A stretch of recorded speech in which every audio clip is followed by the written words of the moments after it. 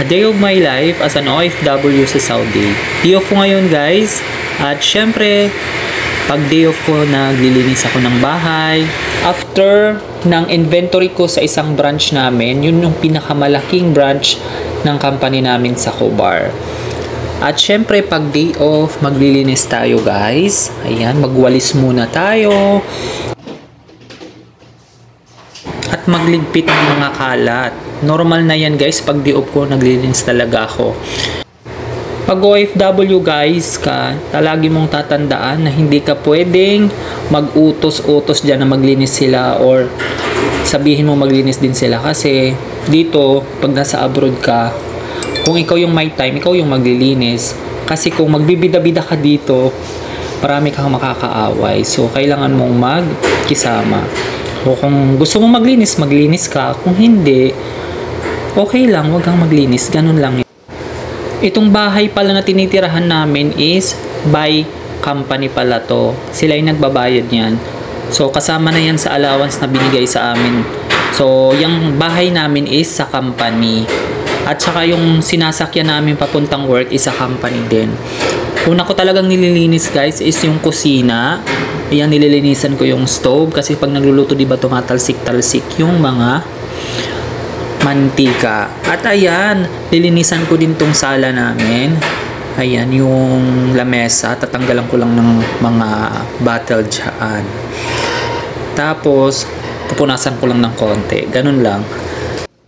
At minsan kasi tinatamad din ako maglinis, lalo na pag wala akong day off. Hindi talaga ako nakakapaglinis guys. Kasi nakakatamad at nakakapagod. Parang gusto mo na lang humiga pagkatapos mo trabaho. Pasensya na kayo guys sa background ko kasi may nag-aayos dito sa likod. Kaya maingay yung aking background ngayon. May nag-aayos dyan sa baba. Puro pala kami Pilipino dito sa flat namin. Pero sa ibang flat, sa ibang mga room dito, may mga ibang lahi. Pero magkakasama yung magkakalahi. For example, Pinoy lang. At saka pag Pakistan, Indian. Sa flat namin, puro Pinoy lang kami. Nagwawalis muna ako at maya-maya mamapan ko na yan guys. Masarap kasi tingnan ang bahay kahit paano na nalilinisan ng konti. Hindi ko naman malinisan talaga yan ng totally kasi nakakatamad din. Parang sa akin lang, malinisan lang siya ng konti, yung matanggal lang yung mga dumi-dumi dyan sa sahig at saka mawalisan ko lang, maligpit ko lang yung mga empty bottle dyan, tapos punas-punas ng konti, okay na yan sa akin. Lang makita na maraming sobrang dami ng kalat, yun lang ang akin. Kahit konting konting linis no. Konting linis. Ganun talaga ako pag day off, pag may mga nakikita kong kalat-kalat dyan na tinatapong kailan ng mga bottled water or mga dumi-dumi dyan sa sahig. Kasi parang nakakairita kasi tingnan, diba, pag sobrang dumi ng winawalisan ko yan muna bago ako mag-mop kasi diba, pag mag-mop ka na hindi mo winalisan yan, sasama yung mga dumi. Tsaka medyo madami-dami din yung dumi ngayon sa lapag namin, kaya winalisan ko. Hindi naman kasi araw-araw din na may naglilinis. At saka hindi rin araw-araw na may day off. Yung may mga day off lang talaga ang nakakapaglinis. Tapos yung masisipag maglinis, ganun lang. Pero hindi ka pwede dito magbida-bida. Naku, masabihin talaga masama yung ugali mo kung maganyan ka dito, mag-utos-utos ka. Ganyan. Kaya magkukusa ka lang talaga maglinis. Laging tatandaan sa mag-a-abroad dyan na bago. Huwag na kayo masyasyak ha kung may mga katrabaho kayo hindi naglilinis or na mayroon naglilinis. Kasi normal lang yan. Hindi naman kayo pare-pares ng ugali. Diba? Kaya kailangan mo, ang pinaka-tatandaan nyo dito, marunong kayo makisama. Kasi pag hindi kayo marunong makisama, dami kang makakaaway, tatandaan nyo yan. Hindi pwede dito yung bida-bida.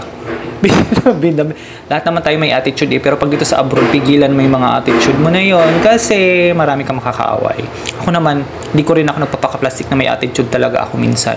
Pero hindi talaga ako laging nag-uuna ng away. Pero minsan talaga naasar ako, minsan ganun. Pero dito hindi pwede yung pipigilan mo yon, yung mga attitude mong ganun.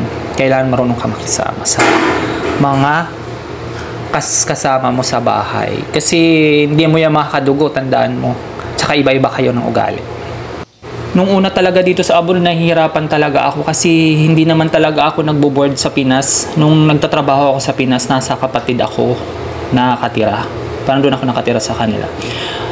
Pero first time ko talagang kisama sa iba-ibang tao na hindi ko naman kaano-ano. Kasi sa Pinas hindi talaga ako nag-boarding house until nag-abroad ako. Kaya nung nagpunta ko dito, nag-adjust talaga ako ng hindi naman masyadong adjust talaga. Nag-adjust lang ako. Yung mga ganon. Pag nag-abroad ka, hindi mo kailangang patulan lahat. Kasi minsan talaga, may mga hindi ka makakasundo. Hayaan mo na lang yung ganon. Huwag nang gumante. Yung mga ganon. Kasi minsan ako talaga guys, hindi ako nagpapaka-plastic. Ako, pag may nakaaway ako, tapos hindi naman kasi ako mahilig mag-umpisa talaga. Pag ako talaga, inumpisahan, gumaganti talaga. Yung ayaw ko sa ugali ko. Kasi once na inaway mo ko, aawayin din kita. Tas mas matindi yung pang-aaway ko. Ganun ako. Pero pag mabait ka naman sa akin, mabait din naman ako. Ganun ako. Pero yun ang ayoko talagang gumaganti ako. Kasi parang pangit kasi yung ganun, hayaan mo na lang, lalaki kasi ang gulo. Ako kasi minsan hindi talaga ako nakakapagpigil kasi maiksi talaga yung pasensya ko dito lang minsan, talaga napuputol yung pagiging maiksi ang pasensya mo. Pero pag nag-abroad ka, lagi mong tatandaan, laging mahaba ang pasensya mo. At ayan, nag-map na nga tayo guys. At saka inaayos ko tong aking lagayan ng sapatos. Bigay yan ng aking katrabaho na nag-exit na, kina Cesar at saka sina Berlin. Ayan, inaayos ko dyan yung shoes ko guys. Siyempre, di nakikita naman yung inaayos ko no? Ayan, malapit na nga tayong matapos maglinis guys. As an OFW pala dito guys, ang dami ko na na-experience sa buhay dito. Buhay as an OFW sa Saudi. Tapos, pag OFW ka, wag kang magtitiwala kahit kanino. Kasi marami ditong hindi mo kakampi, pero kukunti lang yung kakampi mo. Lagi mong tatandaan yan, lalo na hindi mo mga kakilala yan. Kahit kanino, never magtitiwala. Tsaka wag kang kwento ng kwento kahit kanino. Kasi alam mo na, never trust anyone. Yan lang. At saka ay naku, ang ingay talaga ng background ko. May nag-aayos. May mga nagpupukpok dito sa sa likod bahay namin. May inaayos. At yun nga guys, balik tayo sa Marites. Tapos pag OFW ka, mag-ipon ng mag-ipon. Pero mahirap talagang mag-ipon pag nasa abroad ka. Hindi ko alam bakit. Siyempre padala ng padala, 'di ba? Tapos huwag gagastos ng kung ano-ano na hindi naman importante. At saka hindi tayo habang buhay na mag-abroad. Uuwi din tayo sa Pinas. Kaya ipon ng ipon, tapos yun. Tsaka enjoy lang. Tsaka yun lang. Enjoy mo lang yung pagiging OFW. Huwag masyadong ma-stress sa work. Tapos yun lang. Tsaka dito kailangan ng patience. Pag sa abroad ka, kailangan patience is a virtue. Patience is a virtue, ganun. Yun lang. So yun lang guys, don't forget to follow my page and subscribe my YouTube channel.